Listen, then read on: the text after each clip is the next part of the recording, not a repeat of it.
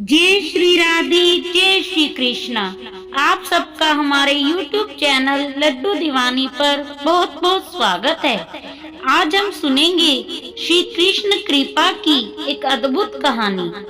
सरजू अपनी पत्नी और माँ बाप के साथ एक गांव में रहता था। गांव में वह पिता के साथ मिलकर एक छोटी सी जमीन पर खेती करता था।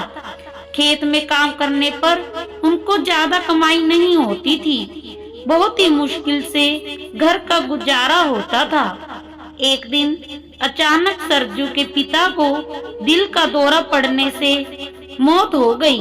अब तो घर का गुजारा करना और भी मुश्किल हो गया। खेत से जो आमदनी होती थी अब तो वह भी आनी बंद हो गई। एक दिन सरजू अपनी माँ और पत्नी को लेकर शहर आ गया। शायद शहर में कोई काम मिल जाए। शहर आकर उन्होंने एक छोटा सा घर किराए पर लिया। सरजू को कपड़े के कारखाने में रंगाई करने का काम मिल गया। घर में सरजू की माँ और पत्नी अचार और पापड़ बनाने का काम करने लगी। शहर में इन चीजों को बड़ा पसंद किया जाता था। सरजू जहाँ काम करता था वहाँ कारखाने में एक आदमी सरजू का बड़ा अच्छा मित्र बन गया। वह ठाकुर जी का बड़ा भक्त था और सरजू को रोज नई नई ठाकुर जी की लीलाएं गाकर सुनाता था। सरजू को ठाकुर जी की लीलाएं सुनकर बड़ा आनंद आता था। हर रोज ठाकुर जी की कथाएं सुन सुनकर सरजू पर भी भक्ति का रंग चढ़ने लगा। वह घर आकर जो भी कुछ अपने मित्र से सुनता सब अपनी माँ और पत्नी को सुनाता था। माँ और पत्नी ठाकुर जी की लीला सुनकर बड़ी आनंदित होती थी। एक दिन सरजू ने अपने मित्र से कहा, तुम जिस ठाकुर जी की कथा मुझे सुनाते हो वह दिखने में कैसे लगते हैं? मुझे तो उनकी सूरत का भी पता नहीं। उनके दर्शन कब करवाओगे? ऐसा सुनकर उसके मित्र ने अगले दिन ठाकुर जी का एक चित्रपट लाकर उसे दे दिया। वह बड़ा ही मधुर बाल गोपाल का चित्रपट था। बाल गोपाल जी बड़े मोहक थे। कानों में बड़े बड़े कुंडल, गले में बड़े बड़े हार, मोतियों की माला, हाथ में बाजूबंद, पाँव में पायल डालकर आलथी पालथी मारकर बैठे हुए थे। पास में एक माखन की बड़ी मटकी रखी हुई थी जो हीरे मोतियों से जड़ी हुई थी।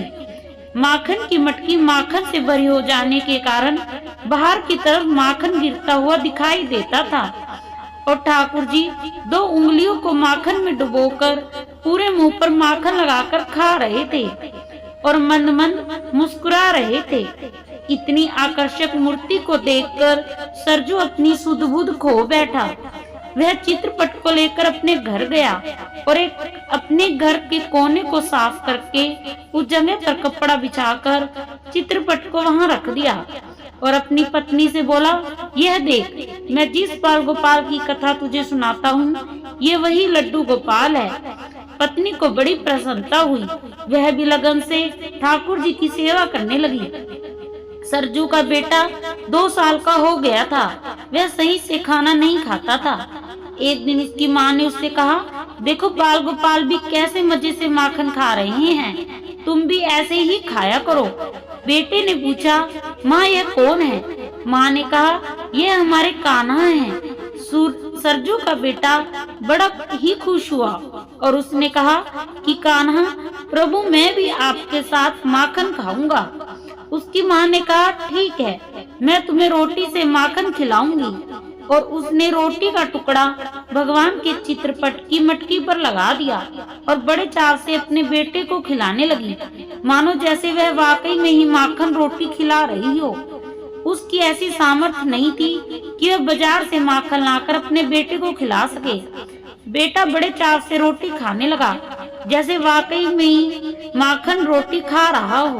अब ऐसा हर रोज होने लगा। वह रोज अपने बेटे को रोटी का कोर माखन की मटकी के ऊपर लगाती और उसे खिला देती। इस तरह बच्चा रोटी भी खा लेता और उसे ऐसे लगता जैसे उसने वाकई में माखन रोटी खाई हो। सरजू का बेटा रोज ठाकुर जी से बातें करता और उनसे कहता, कि आप सारा माखन खा लोगे क्या, मुझे नहीं दोगे? ऐसा कहकर वो रसोई में से कटोरी लाकर उनके आगे रख देता और इधर उधर हो जाने के बाद दोबारा आकर देखता तो कटोरी माखन से भरी मिलती।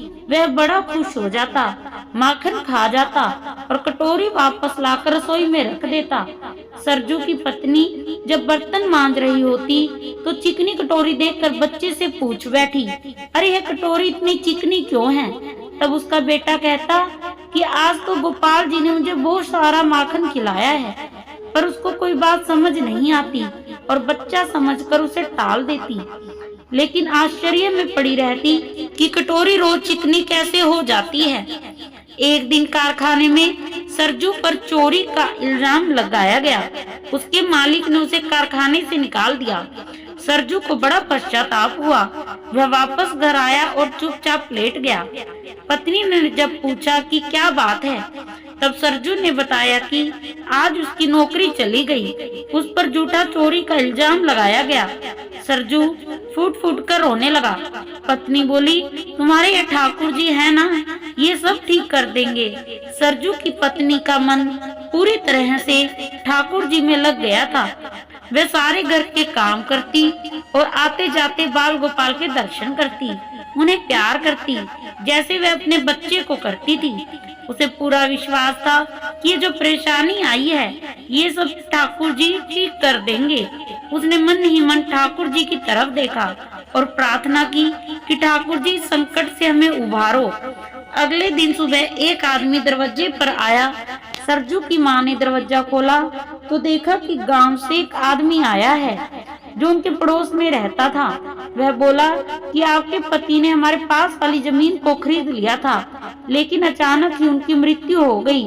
इस कारणवश मैं उनके पैसे ना दे सका।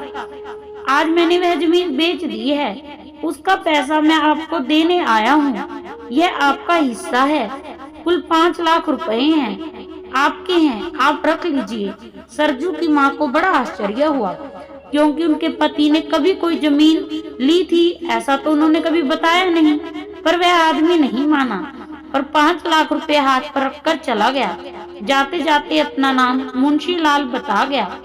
सरजू और उसकी पत्नी ने भगवान का आशीर्वाद समझ पैसे रख लिए और ठाकुर जी को बड़ा धन्यवाद दिया कि आपने हमें बड़े भारी संकट से उबार दिया। आपका बहुत बहुत धन्यवाद। लेकिन आश्चर्य बना रहा कि क्या पिताजी ने कोई जमीन खरीदी थी, हमें नहीं बताया, ऐसा कैसे हो गया। उस पैसे से सरजू ने पास में ही एक दुकान खरीद ली और अचार और पापड़ का बिजनेस शुरू कर दिया। काम इतना बड़ा कि कुछ ही दिनों बाद सरजू अच्छे पैसे कमाने लगा। अब उसकी दुकान में बहुत सारे नौकर थे, घर में हर तरीके का आराम हो गया। सरजू जो पहले कारखाने में नौकर था, अब उसकी दुकान में बहुत सारे नौकर उसके नीचे काम करते थे। एक दिन सरजू के पास एक आदमी काम मांगने आया। सरजू ने उससे पूछा, कहाँ से आए हो? उसने कहा, पास के गांव से आया हूँ, तुम्हारे ही गांव का हूँ, यहाँ काम की तलाश में आया था। तब सरजू ने उसे कहा कि भैया हमारे गांव के एक मुंशी लाल हैं, जो भी कुछ दिनों पहले मुझे बहुत सारा पैसा दे गए और बता रहे थे कि हमारे पिताजी ने कोई जमीन खरीदी थी, वह जमीन बेचकर हमारे हिस्से का पैसा हमें देने आए थे। इस पर वह आदमी बड़ा आश्चर्य करने लगा। बोला, कौन मुंशी लाल, किसकी बात कर रहे हो? वही जो तुम्हारे पड़ोसी हैं।